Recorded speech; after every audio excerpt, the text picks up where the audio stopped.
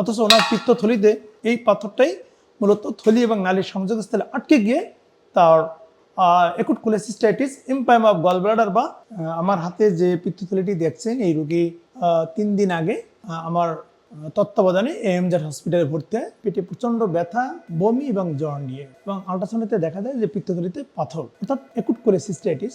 3 দিন আমি শিরাপথে বিভিন্ন ধরনের অ্যান্টিবায়োটিক এবং ব্যথানাশক ঔষধ প্রয়োগ করে যখন দেখলাম তার ব্যথা কমছে না, তার জ্বরও কমছে না, রোগীর লোকজনদের সাথে কথা বলে আজকে ল্যাপারোস্কোপিক সার্জারির ব্যবস্থা করি এবং আলহামদুলিল্লাহ আমি ল্যাপারোস্কোপিক সার্জারিটি করি।